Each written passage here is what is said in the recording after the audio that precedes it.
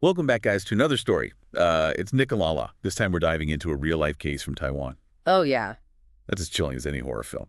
We're talking about the Wu family, their alleged possessions, and the tragic death of their eldest daughter. You've given us a ton of material on this, and honestly, it's a lot to unpack. Yeah. We've got folklore, family drama, and some seriously creepy details that'll stay with you. What strikes me is how this case hinges on the intersection of belief, cultural practices, and what could be a shared delusion. Right? We're dealing with a family deeply rooted in Taiwanese spiritual traditions, utterly convinced they're fighting demonic forces. To really understand what happened, we need to see the world through their eyes. Okay, so let's start with the Wu family themselves. Yeah. What was their life like before things took this dark turn? They were a traditional family living in a three-story building, parents, three daughters, and a son, all adults. But what really stands out is their deep immersion in their spiritual beliefs. It's not just about faith. It seems to be a lens through which they interpreted everything. And that lens, from what I've read, was focused on some pretty intense stuff. Souls leaving the body during sleep dreams as warnings from deities, even the placement of furniture influencing spiritual energy. Is that what we're talking about? Exactly. Concepts like soul retrieval and feng shui, the idea that the energy flow in your environment affects your well-being, weren't just abstract ideas to them. They were deeply ingrained in their daily lives and decision-making. This is crucial to understanding how seemingly small events could trigger such extreme reactions. So when did things start to go wrong for the Wu family? When did this lens they were looking through start showing them something truly terrifying? It all began in early 2005 with the youngest daughter, who we'll call Sister C, coming home from college for winter break. It started subtly with nightmares. But these weren't just any bad dreams. She was dreaming about the third prince deity. Okay, so the third prince. Remind me, what's his significance in Taiwanese folklore? He's a protector deity, particularly of children. Think of him as a guardian angel figure. Seeing him in your dreams isn't necessarily bad. It could even be seen as a positive sign. But the family interpreted his appearance as a warning, a sign that someone was in danger. And here's where it gets interesting, right? Because the family's concern wasn't for Sister C, who was actually having the nightmares. They were worried about the eldest daughter, Sister A, who was living and working in Taipei. Precisely. They believed the third prince was trying to communicate a threat to Sister A, even though she was miles away. This belief in dream premonitions was so strong that they called Sister A, urging her to come home immediately. Wow, talk about family ties and taking those spiritual warnings seriously. So Sister A drops everything and rushes back home. What happens next? At first, everything seems calm. The family is reunited and there's a sense of relief. But this peace is short-lived. Mm. Sister A begins experiencing her own disturbing nightmares, not of the third prince, but of violence assault, even being covered in blood. Okay, so now both sisters are having vivid nightmares. At this point, I'm starting to see how their belief system might amplify these anxieties. Were they attributing this to some kind of spiritual attack? Yes, but there's a fascinating layer to this. They didn't immediately jump to demonic possession.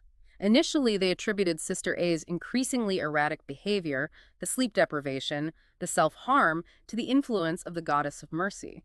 Wait, the goddess of mercy. But isn't she a benevolent figure in their belief system? Absolutely. She represents compassion and protection. But the family noticed a crucial dissonance. Sister A's actions weren't compassionate or merciful. They were violent and disturbing. This contradiction led them to a chilling conclusion. This wasn't the goddess of mercy, but a demonic entity disguising itself as her. So they believed a demon was masquerading as a benevolent goddess to trick them. This is where their fear must have really taken root. Exactly.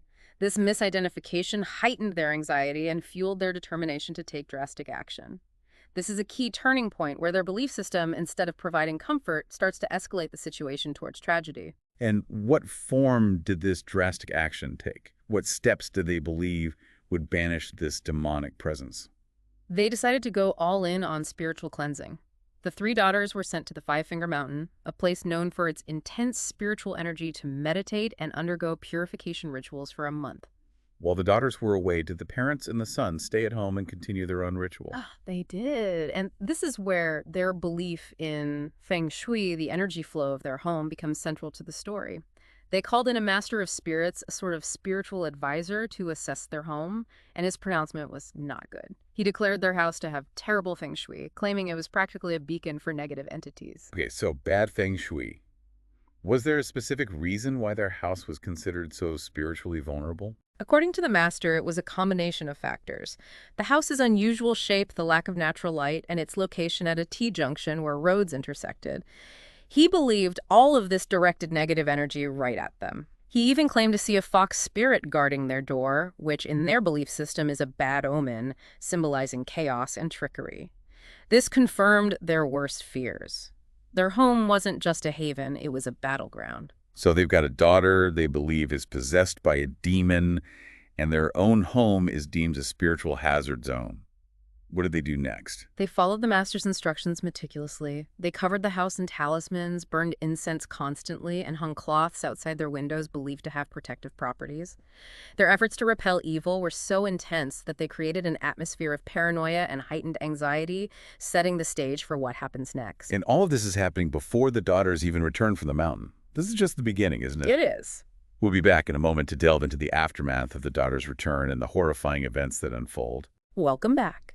We left off with the Wu family in a state of heightened anxiety. They had sent their daughters to the Five-Finger Mountain for spiritual cleansing, while the parents and son remained at home, transforming their house into a fortress against evil spirits. The question is, did this intense focus on repelling negativity work? Well, from the material you gave me, it doesn't sound like their efforts had the desired effect. The daughters returned from the mountain seemingly cleansed and at peace. But that peace was incredibly short-lived. Right. It's almost as if the family's intense focus on demonic possession inadvertently created the very thing they feared. Soon after returning home, all three daughters begin exhibiting signs of what the family perceived as possession. They were chanting, speaking in altered voices, and even claiming to be various deities. So instead of finding peace and spiritual balance, they brought something back with them. Did the family believe the mountain rituals had somehow backfired? It's unclear whether they saw it as a backfiring or a continuation of the original problem. But what's truly disturbing is that this alleged possession didn't stop with the daughters. The parents and son who had been so focused on cleansing the house also started claiming to be possessed by powerful gods. Hold on, so now the entire family, all 6 of them, believed they were inhabited by different deities. What are the odds of that actually happening? Astronomically low, of course. This is where the idea of shared delusion or mass hysteria becomes a key factor in understanding this case. They were all living in a pressure cooker of intense spiritual beliefs, heightened anxieties, and constant reinforcement of each other's fears. So you're saying their shared belief system, their unwavering faith in these spiritual realities, could have created a sort of self-fulfilling prophecy. They were so primed to see possession that any unusual behavior, even something as common as sleep deprivation or anxiety, was interpreted as further evidence of spiritual influence. Exactly. It's a chilling example of how powerful belief can be, especially when it's shared by a close-knit group. But the story doesn't end there. Remember their initial conviction that one of them was actually possessed by a demon in disguise? That belief didn't disappear, even with everyone claiming to be a deity. So even in this chaotic state, with everyone supposedly possessed by powerful entities, they were still searching for the imposter. Yes, and this is where the situation descends into absolute horror. They became fixated on exposing the fake deity, the one who is actually a demon lurking among them. How did they go about trying to unmask this supposed demon? Did they consult the Master of Spirits again? No, they took matters into their own hands, and this is where the story takes a truly tragic turn. They believed that the demon would reveal itself through pain and humiliation. So they began subjecting each other to increasingly brutal and disturbing exorcism rituals. What kind of rituals are we talking about? I mean, this was a family, not some group of extremists. Well, according to the police reports and witness testimonies, these rituals involved beatings with broomsticks and walking sticks, burning with incense, and even smearing each other with excrement. They were so convinced that one of them was a demonic imposter that they resorted to violence and degradation in an attempt to force the demon's true identity to surface. It's hard to even comprehend the level of delusion and desperation that would drive a family to inflict such suffering on each other. Did anyone outside the family try to intervene? Weren't neighbors aware of what was going on? They were home. Neighbors reported hearing the constant screaming, chanting, and sounds of violence coming from the Wu residents. They were terrified but unsure of what to do. Some even temporarily moved out, unable to bear the constant turmoil. Imagine living next door to that, hearing the sounds of a family tearing itself apart in the name of spiritual warfare. It's a truly horrific situation. This family, driven by their beliefs, created their own personal hell inside their home. And tragically, this descent into madness had fatal consequences. The police were eventually called to the Wu residence, and they found the eldest daughter's sister, dead. Her body was covered in bruises, burns, and signs of severe malnourishment. And the rest of the family, still in their delusional state, had vanished. They were later found at a nearby temple, each clinging to their identities as various gods and goddesses. The father claimed to be the Jade Emperor, the mother, the Queen Mother of the West. The remaining daughters and son also maintained their assumed divine personas. So they had retreated further into their shared delusion even after the death of their daughter. What happened to them after the police intervened? It's a complicated situation legally and ethically. A psychiatrist determined that the family was experiencing shared delusion or mass hysteria, a condition where a group of people often under stress or in a confined environment develop similar delusional beliefs. It can spread like a social contagion, especially when there's a charismatic leader or a pre-existing belief system that reinforces the delusion.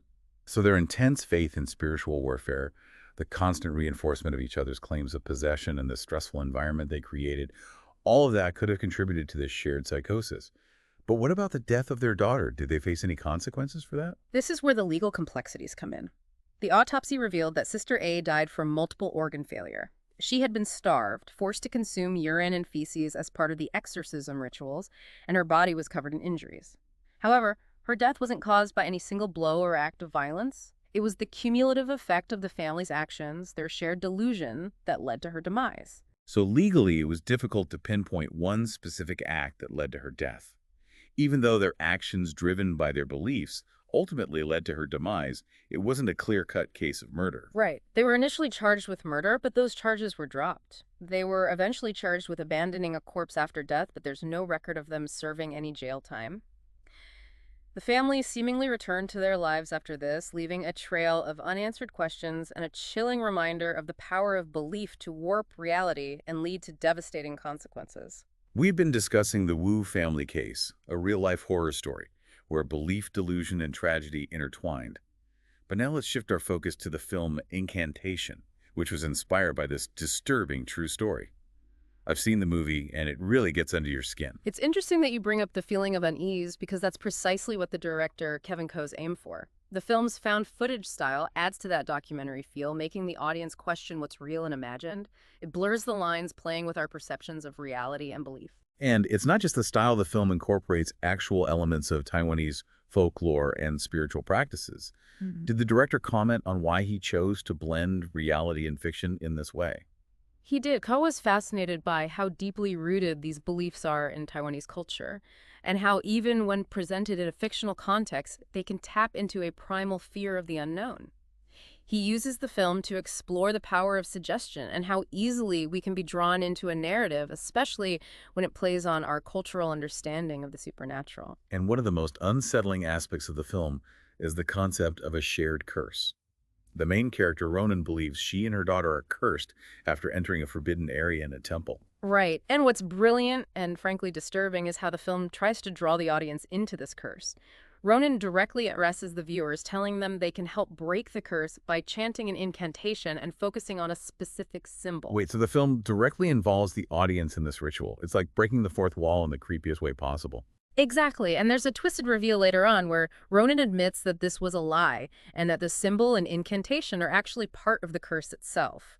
She's essentially transferring the curse to the viewers, implicating them in her daughter's fate. That's messed up. It's like a psychological trick making the audience feel responsible, even though it's just a movie. And it's a technique that plays on our empathy and desire to help. We're conditioned to want to fix things, to offer solutions, especially when a mother is pleading for help to save her child. But in this case, that very instinct, that willingness to believe, is what draws us deeper into the curse. It's a brilliant but unsettling parallel to the real-life case we discussed. The Wu family also fell victim to their own belief system, leading to those tragic consequences. Precisely. While the Wu family wasn't dealing with a literal supernatural curse, the film uses that fictional device to highlight the very real danger of shared delusion, how it can spread like a virus, particularly within a family unit. So what can we take away from all this? We've got a real-life tragedy, a horror film inspired by that tragedy, and a director deliberately blurring the lines between fiction and reality to make a point. I think the key takeaway is the power of belief itself. Whether it's faith in a higher power, trust in a charismatic leader, or even just accepting information without questioning it, our beliefs shape how we see the world and how we react to it. The Wu family's case shows how belief, when taken to extremes and not balanced with critical thinking, can lead to devastating consequences. And the film Incantation serves as a chilling reminder of how easily we can be manipulated by our own desire to believe, especially when it comes to the unknown. And that's the question this deep dive leaves us with. How do we navigate a world filled with information, beliefs, and cultural influences? How do we maintain a healthy balance between faith and skepticism? It's a question worth pondering. Thanks for joining us on this unsettling but ultimately thought-provoking journey.